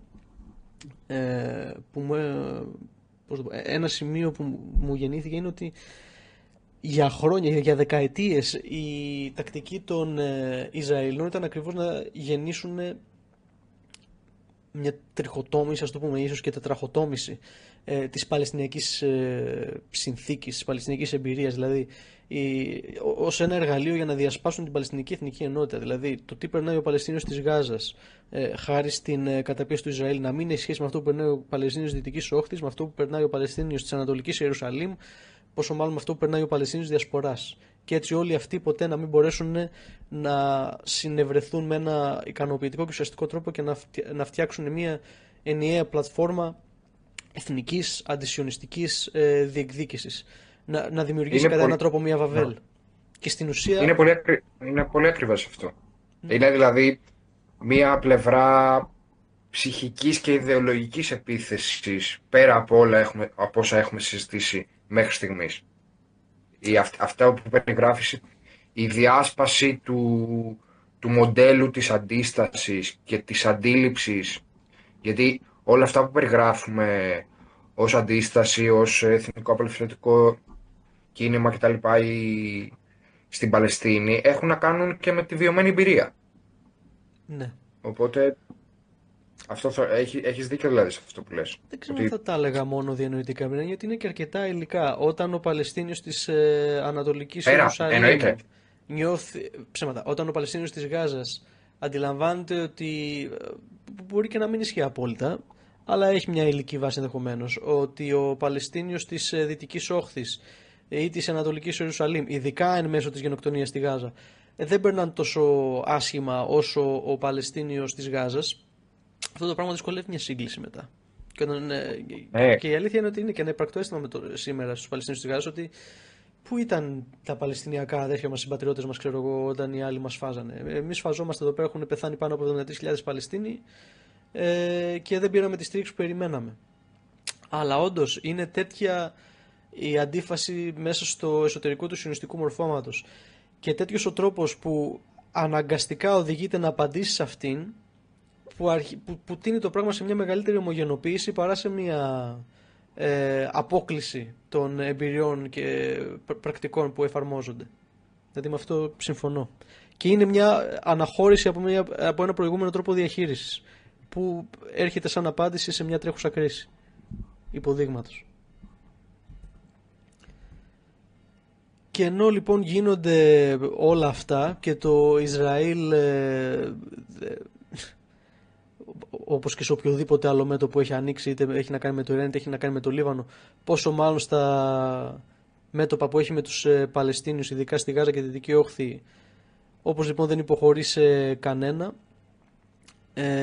εμείς ερχόμαστε να αναμετρηθούμε με το βαθμό συνενοχής στον οποίο μας έχει καταδικάσει η κυβέρνησή μας, αυτή και οι προηγούμενες, αλλά σε κάθε περίπτωση η αλήθεια είναι αυτή η τρέχουσα κυβέρνηση Μητσοτάκη είναι που όχι απλά διαχειρίστηκε τη σχέση εν μέσω γενοκτονίας, την εμβάθυνε με πρωτοφανή τρόπο. Δηλαδή ακόμα πριν πιάσουμε να μιλάμε για γενοκτονία στη Γάζα, είχαμε κλονιστεί για μήνες με τα σκάνδαλα παρακολούθησης μέσω Predator, δηλαδή μέσω Ισραηλινών προγραμμάτων κατασκοπίας, με ανάμειξη Ισραηλινών μυστικών υπηρεσιών και ούτω καθεξής.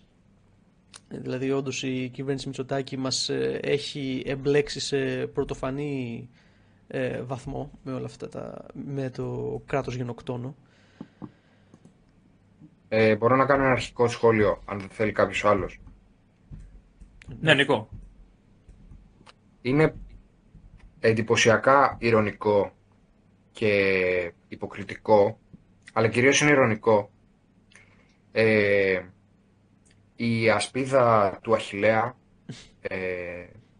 την οποία ετοιμάζεται το Υπουργείο Άμυνας με οδηγία και εντολή προφανώς του Υπουργού Δένδια, να καταστήσει ένα αμυντικό εργαλείο προστασίας και ενίσχυσης της ασφάλειας και της ακεραιότητας της Ελλάδας απέναντι στον οποιοδήποτε εχθρό της, κυρίως εννοούν τον εχθρό που ονομάζουν Τουρκία. Να πούμε, Νίκο, για την ασπίδα του Αχιλλέα, ότι πατάει στην τεχνολογία του Ισραηλινού συστήματος του σιδηρού θόλου, ναι. που είναι το Ακριβώς. σύστημα αεράμινας του Ισραήλ, που εντάξει, τις επιδόσεις του τις έχουμε δει τελευταία, και να συνεχίσει. Ναι, είναι λοιπόν, ήθελα να πω ότι είναι πολύ ηρωνικό το γεγονός ότι μια τέτοια αγορά παρουσιάζεται ως ενίσχυση της ασφάλειας της περιοχής κτλ. Και θα έλεγε ένας πολύ λογικός άνθρωπος, μα γιατί όταν αναπτύσσεις ή αν δεν μπορείς να αναπτύξεις εσύ ο ίδιος, όταν αγοράζεις ένα πιο αναβαθμισμένο σύστημα που θα αποκρούσει μια πιθανή επίθεση, αυτό ενισχύει την ασφάλειά σου. Και είναι μια λογική απορία αυτή. Επί της αρχής είναι τουλάχιστον λογική. Πέρα όμως, και νομίζω ότι και ο Αλέξανδρος ή ο Άγγελος μπορούν να κάνουν σχόλια για την αποτελεσματικότητα και την αποδοτικότητα αυτού του εργαλείου, εγώ ήθελα να τονίσω το εξής. Όλα αυτά τα συστήματα άμυνας λειτουργούν στην εποχή που βρισκόμαστε με τη χρήση λογισμικού. Okay. Θέλω να πω, δεν λειτουργούν από μόνα τους. Και ο βαθμός ανταπόκρισής τους σχετίζεται ακριβώς με τη λειτουργία αυτού του λογισμικού.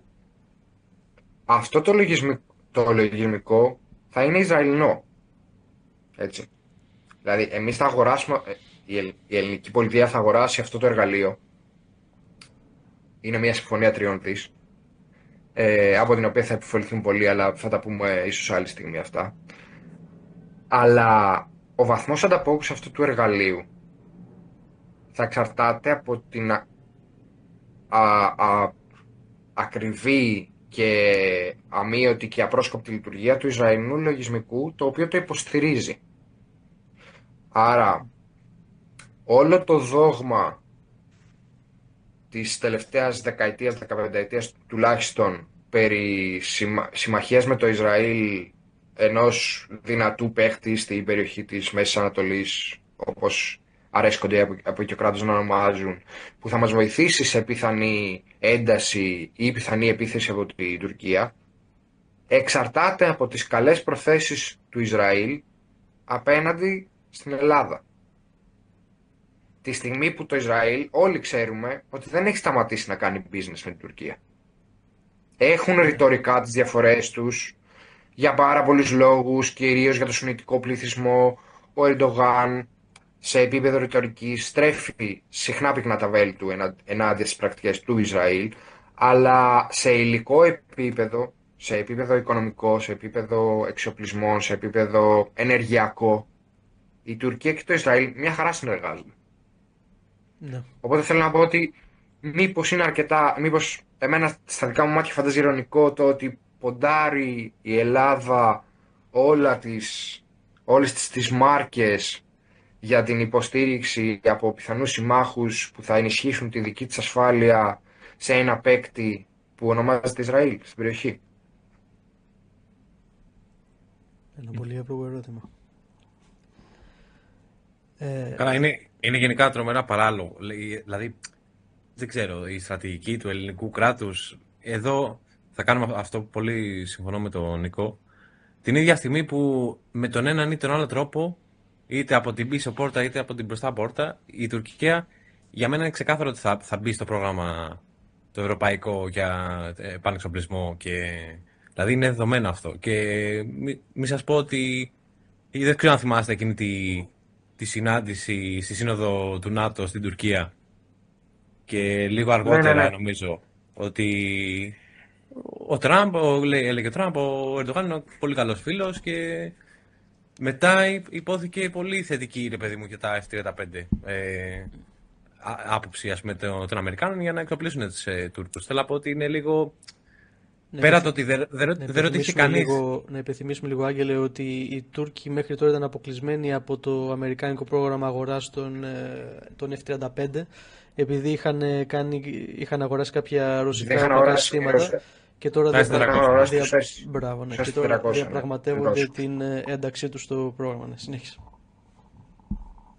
Ναι, πέρα από το γεγονός ότι εντάξει, προφανώς δεν έχει ρωτηθεί κανείς για αυτή την τόσο αυξημένη στρατηγική συμφωνία και συνεργασία της Ελλάδας με το Ισραήλ. Έτσι. Δηλαδή, και είναι ακραίο, γιατί νομίζω το είχα ξαναπεί σε μια άλλη συζήτηση που είχαμε κάνει, το ότι εμείς θεωρητικά η άποψη της κυβέρνησης, ας πούμε, της Νέας Δημοκρατίας, ότι εμείς για ποιο λόγο είμαστε τόσο υπέρ της Ουκρανίας και συμβάλλουμε τόσο διπλωματικά όσο και στρατιωτικά, επειδή είμαστε με το διεθνές δίκαιο. Και άρα, επειδή έχουμε την Κύπρο και επειδή το διεθνές δίκαιο είναι ένα μεγάλο όπλο μας, ας πούμε, υπέρ της Κυπριακής Δημοκρατίας και ενάντια της τουρκικής κατοχής, εμείς πρέπει να είμαστε με το διεθνές δίκαιο, το οποίο και συνεργαζόμαστε τόσο στενά με μια χώρα η οποία, κράτος τώρα, το οποίο το διεθνές δίκαιο το έχει κάνει κουρελόχαρτο και εδώ και πάρα πολλά χρόνια. Δηλαδή δεν υπάρχει σαν έννοια αντίφαση. Στην Ισραηλινή, ας πούμε, αντίληψη το διεθνές δίκαιο. Δεν υπάρχει ούτε καν, ας πούμε. Αυτό έτσι λίγο Όχι, περιέγραψε πολύ καλά ο Άγγελος τον ορισμό της εξωτερικής πολιτικής χωρίς κανένα σκελετό. Μια ασπόνδυλης εξωτερικής πολιτικής που μέσω μακροπρόθεσμα, ίσως όχι πολύ άμεσα, αλλά μέσω μακροπρόθεσμα θα έχει προφανώς πενιχρά αποτελέσματα σε επίπεδο διπλωματικών επιτυχιών, αλλά αυτό είναι το λιγότερο. Θα εγκυμονεί και πάρα πολλούς κινδύνους. Σίγουρα. Και είναι και ενδεικτικό κιόλας ότι αυτή η εξωτερική πολιτική αμφισβητείται και από άτομα και πολιτικές που προέρχονται από πολιτικούς χώρους οι οποίοι είναι πολύ ταυτισμένοι με το ότι θα κάνουμε ό,τι μας πούν οι Αμερικάνοι. Ας πούμε, π.χ. Σαμαράς, π.χ. άτομα που προέρχονται από τη Νέα Δημοκρατία. Είναι. Ναι. Αμφισβητείται πάρα πολύ. Δηλαδή, ακόμα και σε επίπεδο αστικής διαχείρισης της εξάρτησης της χώρας μας υπάρχει κριτική. Ναι, νομίζω είναι πολύ ακριβές αυτό που λες. Γιατί φαίνεται να υπάρχει προφανώς και αυτό που αναφέραμε πριν για το ελληνικό κράτος που επενδύει σε μια τέτοιου είδους στρατηγική συμμαχία με το Ισραήλ, ότι δεν βοηθάει καθόλου τις αξιώσεις μας, τέλος πάντων, έναντι της Τουρκίας και τη στήριξη της Κύπρου κτλ. Αυτό δεν σημαίνει ότι η ελληνική αστική τάξη δεν συνεχίζει να κάνει business και δεν προσπαθεί να αναβαθμίσει το ρόλο της στην περιοχή μέσα από τέτοιου είδους συμφωνίες. Προσπαθεί να το κάνει. Απλά από ό,τι φαίνεται υπάρχει και μία μερίδα της πολιτικής ελίτ που συνδέεται με αυτή την αστική τάξη, η οποία διακρίνει τη στάση της, τη διαχωρίζει, προσπαθεί να δει λίγο πιο μέσο μακροπρόθεσμα, να έχει κάποιο είδους διορατικότητα και σου λέει, κάτσε, αν βάλουμε όλα τα αυγά μας στο καλάθι του Ισραήλ και μάλιστα με αυτόν τον τρόπο, θα μας γυρίσει κάποια στιγμή boomerang αυτό το πράγμα. Νομίζω κάτι τέτοιο, κάπως έτσι μπορώ να το περιγράψω. Δηλαδή αυτή την πολιτική διαφοροποίηση εντός της ελληνικής δεξιάς, κάπως έτσι μπορώ να τη διαβάσω. Αλλά πάντως και πέρα από το ηθικό κομμάτι, ας πούμε, και του διεθνούς δικαίου και όλα αυτά, δεν μπορεί να μην σχολιάσουμε για το πόσο άμεσα εμπλέκει τη χώρα και πόσο μεγάλους κινδύνους τη βάζει και άμεσα πολεμικά, ας πούμε. Γιατί ναι, και στη Σαουδική Αραβία, έτσι. Ναι. Δεν το ξεχνάμε. Όσο δηλαδή ανεβαίνει αυτή η συσπήρωση και το δέσιμο μεταξύ Ισραήλ και Ελλάδας, αποτελεί ακόμα πιο άμεσο στόχο για πιθανή ένα ιρανικό πλήγμα, οτιδήποτε. Έτσι. Γιατί μην ξεχνάμε, έχουμε και τη Σούδα που από εκεί ακόμα δηλαδή εφοδιάζονται και εφορμούν. Άγγελε, του χάσαμε τον Άγγελο νομίζω για λίγο. Τέλος πάντων, εγώ ένα σημείο που θέλω να προσθέσω και να αρπαχτώ από το ότι έχασε ο Άγγελος στην συνείδησή του, είναι ότι πες ότι ήταν ένα πολύ ευλογοφανές επιχείρημα να πεις ότι θα αγοράσω το αντίστοιχο του σιδηρού θόλου, στην ουσία του Ισραηλινού σιδηρού θόλου, το σύστημα δηλαδή με το οποίο προστατεύεται το Ισραήλ από αεροπορικά πλήγματα εναντίον του. Θα προστατευτώ λοιπόν από αντίστοιχες επιθέσεις αγοράζοντας αυτό το σύστημα. Άλλο πράγμα να το λες το 22, το 21, το 20, άλλο πράγμα να το λες σήμερα. Σήμερα, όταν έχει μετρηθεί η αποδοτικότητα αυτού του συστήματος και το πόσο εύκολα μπορεί να καταβληθεί από έναν αντίπαλο ο οποίος έχει μια εγχώρια βιομηχανική δυνατότητα να παράγει με μαζικό τρόπο συστήματα χαμηλού κόστους, τα οποία μπορούν να κορέσουν τη δυνατότητα αυτού του συστήματος να ανταποκριθεί σε απειλές. Δηλαδή πολύ απλά είδαμε το Ιράν να απαντάει σε Ισραηλινές επιθέσεις στέλνοντας συστάδες από drones και βαλιστικούς πυράβλους, τα οποία τα έχει παράγει το ίδιο εγχώρια με βάση την δυναμική της δικής του ικανότητας και βιομηχανίας, και βλέπουμε ότι το Ισραήλ αποτυγχάνει να ανταποκριθεί σε αυτές τις επιθέσεις. Και όχι μόνο το Ισραήλ, όλα τα γύρω κράτη στη Δυτική Ασία, όλα τα κράτη του κόλπου, Σαουδική Αραβία, Κατάρ, Ηνωμένα Αραβικά Εμιράτα, Μπαχρέιν, Κουβέιτ, τα οποία βασίζονται σε παρόμοια συστήματα αεράμινας, βλέπουμε πόσο διάτρητα είναι σε μια ενδεχόμενη απειλή που έχει αυτά τα χαρακτηριστικά. Και μαντέψτε, η Ελλάδα, η οποία προμηθεύεται ένα τέτοιο σύστημα με αυτές τις αδυναμίες, τι χαρακτηριστικά έχει ο γείτονάς της, τον οποίο το βλέπει ως βασικό ανταγωνιστή, ως βασικό αντίπαλο. Η Τουρκία έχει μια εγχώρια βιομηχανική δυναμικότητα η οποία να της προσδίδει μια στρατιωτική βιομηχανία η οποία να είναι με πολλούς όρους συγκρίσιμη με αυτή του Ιράν, από κάποιες απόψεις ίσως και πιο προηγμένη σε κάποια μέρη. Έχει, ας πούμε, επιτρέπει... Πες, Νίκο. Ναι, είναι πολύ απλό. Η παραγωγική δυνατότητα της Τουρκίας στο συγκεκριμένο κλάδο, δηλαδή στη βιομηχανία οπλικών συστημάτων, της επιτρέπει να παράγει και σε αρκετά μεγάλες ποσότητες, θα πω εγώ, οπλικά συστήματα, τα οποία ο θόλος made by Israel, που copy-paste θέλουμε να κάνουμε ασπίδα του Αχιλλέα, δεν μπορεί να αντιμετωπίσει. Είναι πάρα πολύ απλό. Ναι, είμαστε... Ή αποτυγχάνει να αντιμετωπίσει. Είναι σχεδιασμένος για πιο προηγμένου τύπου επιθέσεις, από πιο προηγμένα συστήματα, οπλικά συστήματα. Αυτό. Ενώ η Τουρκία μπορεί να παράγει άλλου τύπου, τα οποία μάλλον δεν έχει την 100% αποτελεσματικότητα να αντιμετωπίσει αυτού του τύπου η ασπίδα που συζητάμε. Αυτό για μένα, το ότι φαινομενικά παίρνουμε κάτι το οποίο έχει αποδειχθεί ότι δεν αποδίδει, τουλάχιστον όχι κατά στο βαθμό που αναμένεται και κατά τον τρόπο που διαφημίζεται, δεν συνηγορεί απλά υπέρ του ότι εντάξει, κανένας από την ελληνική κυβέρνηση τα τελευταία 3 χρόνια δεν άνοιξε τηλεόραση να δει ειδήσεις, να δει τι παίζει. Τι παίζει με τον σιδηρόθωλο του Ισραήλ και την αποδοτικότητά του.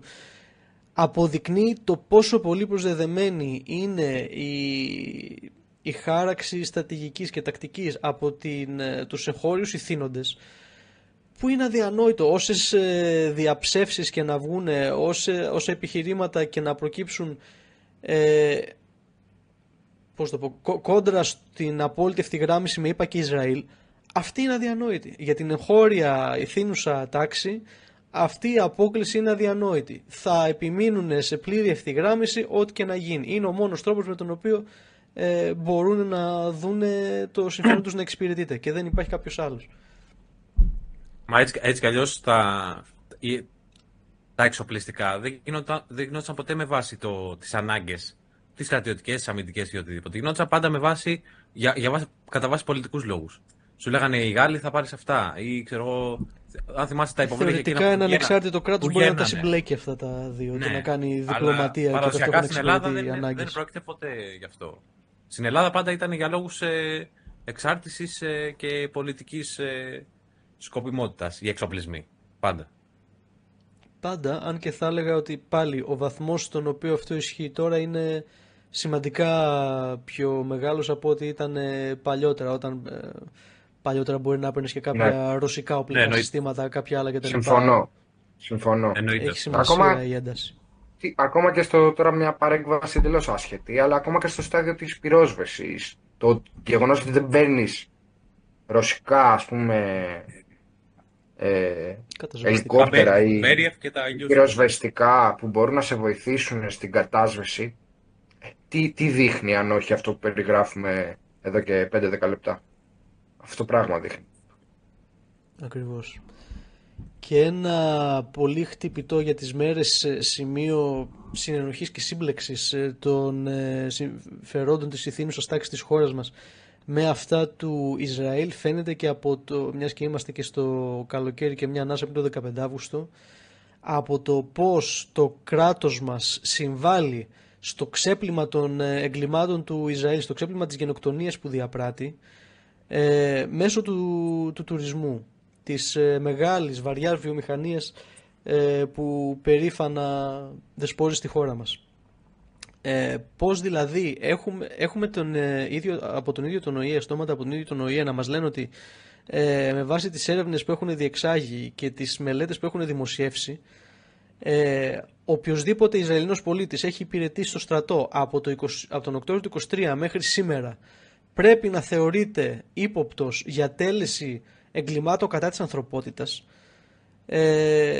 το οποίο προφανώς ορίζει συγκεκριμένες ευθύνες για τα κράτη τα οποία έχουν υπογράψει συνθήκες που τους υπάγουν στο διεθνές δίκαιο, όπως η χώρα μας, και συνεπώς αυτό ακριβώς ορίζει κάποιες υποχρεώσεις. Δεν μπορείς να αφήνεις οποιονδήποτε Ισραηλινό πολίτη στο βαθμό που είναι ύποπτος τέλεσης τέτοιου τύπου εγκλημάτων, δεν μπορείς να τον αφήνεις να διέρχεται ελεύθερα. Το λιγότερο που πρέπει να κάνεις, το στοιχειώδες που απαιτεί το διεθνές δίκαιο είναι να τον ελέγχεις κατά την είσοδό του, να ελέγχεις το ιστορικό του. Υπάρχουν πολύ βάσιμες καταγγελίες για συγκεκριμένο, όχι απλά γενικά για τον Ισραηλινό στρατό, για συγκεκριμένους Ισραηλινούς στρατούς, γιατί εντάξει, μέσα στην αλαζονία τους αφήνουν και μια πλειάδα αποδεικτικών στοιχείων που να τους συνδέουν με συγκεκριμένα εγκλήματα.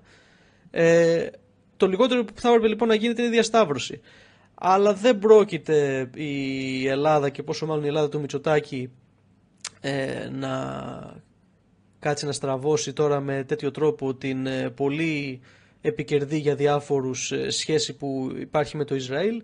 Οπότε, αφήνοντας τον καθένα να περνάει ανενόχλητα ελεύθερο σε αυτή τη χώρα, είτε έχει άμεσα τελέσει εγκλήματα κατά της ανθρωπότητας και γενοκτονικές πράξεις, με αυτόν τον τρόπο υποβιβάζει τα εγκλήματα που έχουν αυτοί διαπράξει και κανονικοποιεί την γενοκτονία. Αυτό είπαμε για τις διάφορες παραβάσεις που κάνει το Ισραηλινό κράτος και τις διάφορες παραβάσεις τις οποίες σέρνεται, τέλος πάντων, συζητήσιμο, στις οποίες καταφεύγει εν πάση περιπτώσει και το ελληνικό κράτος, ακολουθώντας τον πιστό του στρατηγικό εταίρο, αλλά ειδικά με αφορμή της ηχογραφούμε αυτή την συζήτηση το Σάββατο 8/8 και την ερχόμενη μέρα, την Κυριακή 9/8, έχουμε κινητοποιήσει σε όλη την Ελλάδα ενάντια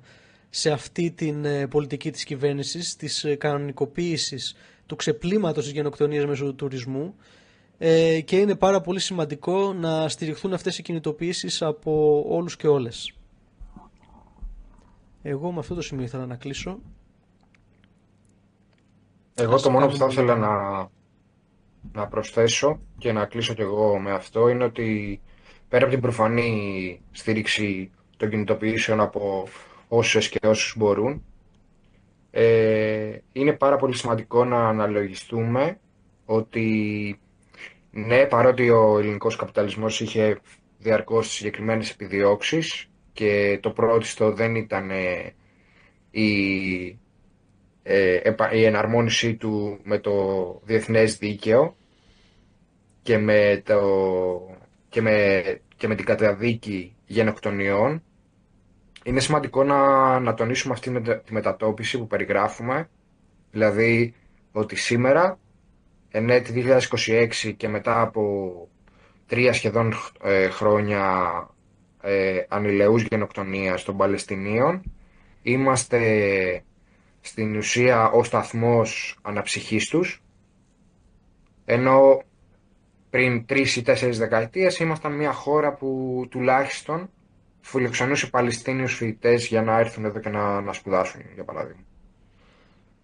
Είναι πολύ σημαντικό, νομίζω, να αναλογιστούμε τι ευθύνη έχουμε και εμείς. Προφανώς η μεγαλύτερη ευθύνη είναι στην ελληνική πολιτεία, αλλά τι ευθύνη έχουμε και εμείς να προσμετράμε πάντα αυτό το παράγοντα στη στάση μας ως πολιτικά όντα.